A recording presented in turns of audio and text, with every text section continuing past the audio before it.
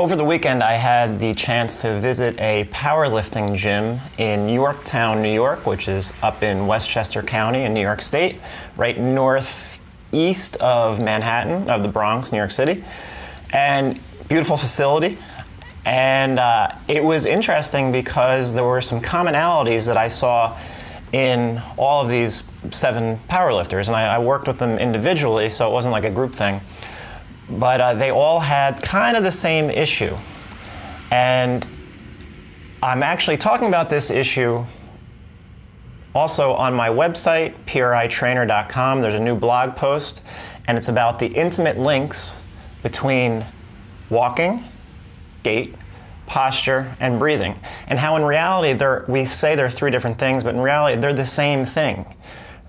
The human body depends on all 3, and if you change the mechanics of one, you will change the mechanics of the other 2. Why? Because of the interconnected muscles. Because there's commonalities of these muscles. There's common muscles being used for all of these, especially your back muscles, your extensor muscles, the muscles that hold you up against gravity when you try to stand. Because remember, if you're lying down, not a big deal, but once you stand up and you're above a certain height, your anti-gravitational muscles have to turn on. Those are mostly the extensor muscles of your back. These are the same muscles, and also you have to hold your head up, right? So you have these neck muscles that have to stay on also. And when we lose the ability to breathe with our left diaphragm, when we're in that left AIC pattern and the pelvis falls forward on the left side and back on the right, the rib cage on the right side internally rotates, on the left side externally rotates. So you lose this connection on the left side. We call it the left ZOA. It's really the left frontal plane, which also includes the left adductor. The left femur. All right, so you're losing strength and stability of the left femur on top or underneath the acetabulum, which is part of the pelvis. You're losing the strength of the pelvis on top of the left femur. They are not the same thing. They move on each other, and they're 2 different joints in that sense. And you're losing the connection between the internal obliques on the left side and the transverse abdominis on the left side that hold this rib cage and this pelvis in its natural position in this left frontal plane. You need all of this left frontal plane. You need this left rib cage and left pelvis, thoracic, we call it thoracic abduction, coming closer together. We need more internal rotation and adduction of the left femur inside the acetabulum.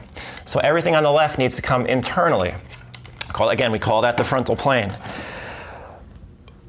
We lose that. If your gait mechanics, your walking mechanics get thrown off, you lose it. If your breathing mechanics get thrown off, you lose it. If you develop some sort of postural instability, because perhaps because of an injury, you lose it. But again, they're all 3. Once you change one, you change the others. And you have to get that back. So what I found with the powerlifters was they were all really, really strong. Interestingly enough, they didn't have a whole lot of neck tension. Only a couple of them had some neck tension, and that is usually on the right side. Why? Because when you get pulled to the right, your neck also gets rotated to the right, and at the base of the neck, at the lower part of the neck, this right SCM gets overly tight because you're in this position, and then your head has to side bend, or your neck has to side bend to the left to stay upright. So you're living in this position. But down here, this part is still oriented and side bent to the left, and this right SCM is very, very overactive, and it can cause tension all the way up into the right temporalis and masseter, so a lot of people will feel tension on the right side of their head. But is it the right SCM? No. Is it the right masseter or temporalis? Well, it might at some point because it might change your bite. But no, that's not the origin. The origin is the loss of the frontal plane on the left side. You have a bigger right diaphragm, a smaller left diaphragm. That is a fact of life, physiologically anatomically, it's not changing. We will favor the right side of our body. There's more muscle there. You lose the left frontal plane. So in the blog post, I talk about how you have to restore the diaphragm on the left side. You have to restore sense of the ground on the left side. You have to restore the frontal plane. Here's the left. Here you are. You're all the way on the right. You have to restore the frontal plane on the left, which includes left femoral adduction and internal rotation, left side bending, internal rotation of the ribs, posterior rotation of the pelvis. You have to restore all that. You need to restore a left SCM, turn off the right SCM. All these very, very, very, very strong powerlifters had absolutely no frontal plane on the left side, none. What should be theoretically very simple exercises, techniques, which included adduction on the left side, was very, very difficult because they were in a position that they were unfamiliar with. They like to live in an extended position. They have really strong back muscles. They're all using their back to breathe. They're all using their neck to breathe.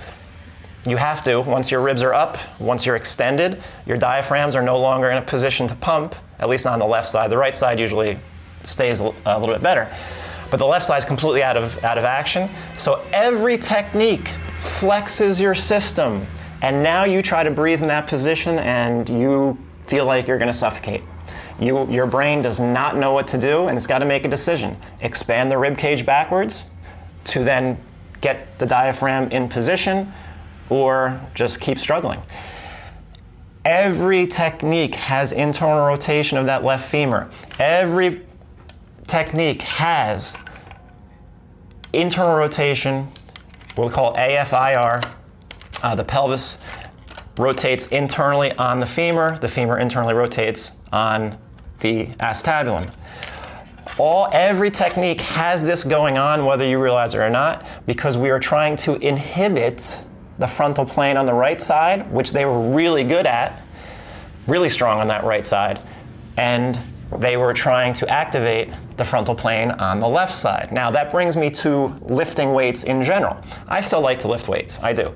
When I was younger, I had my 295-pound bench press. I never got to 300 and it killed me, but I did have my 300-pound squat and I did have my 300-pound deadlift, which was actually only a couple years ago. So I wasn't overly strong, but about 170 pounds, and I'm decently strong for my size, I suppose. I'm not a power lifter, but I still like to lift weights. But what it shows me is the importance, the primary importance of single limb training. The moment you're trying to use 2 legs and 2 feet and 2 arms at the same time, the right side is most likely going to take over. I know it is. It's going to take over. It's going to at least a little bit pull you to the right. All right? And your left side is simply not going to be as strong as the right, and now you're going to end up again in a compensatory position. And I talk about this in the blog post. The left side is being used, it's being used, but not with the correct muscles. You're not using your adductor, you're not using your glute medius, you're not using your left hamstring, you're not using your left internal obliques, you're using back extensors and hip flexors. You could be using on a lot of quad as well, and you could be using one of your hamstrings, the lateral hamstring. Internal hamstrings, the medial ones, out of commission, left adductor, out of commission. So your right side is being used, although your right glute is probably getting completely blown out of the picture. A lot of right psoas, a lot of right QL, a lot of right SCM to lift, a lot of right calf to lift. But the left side is the most important side because it's being used in a compensatory manner. You think you're using your left side, you're using it, but you're using it in a heavily compensatory manner. That's why once you regain this left frontal plane and you are neutral and you can do some of these techniques and feel the muscles that you need to feel, you have to lift single limb training. If you insist only on doing 2 legs at one time, your left side is going to go back into its compensatory state of being. The right side is going to start taking over again. So that's when people ask me, oh, can I keep lifting the same way? Yes, you can lift. I I still enjoy lifting. I'll probably start talking about it more often because I really do enjoy it. But single limb training is the priority. Everything is, I'm not against bilateral training whatsoever. However, for someone who has, especially for people who have a strong pattern, if you don't have a sport that you need to bilaterally train, if it's just because you want to, go ahead. But just realize you're going to be using your right side too much and you're going to go back into your pattern most likely. So you're going to have to work hard to stay neutral. Other than that, you can still get plenty big and strong doing single limb training. You really can. Or you could just split it up, do some of both. But don't just do bilateral training. Don't just squat, deadlift, and bench press, and shoulder press, and row. You gotta break it up. The human body is meant to have one side active and one side disengaged, or one side engaged and one side disengaged to move. That's that alternating movement. That's being human, that's walking. When you're trying to do two sides at once, everything is staying tense and you're not disengaging anything. So you're moving further and further and further away from natural human movement, and that is what kills people in the long run.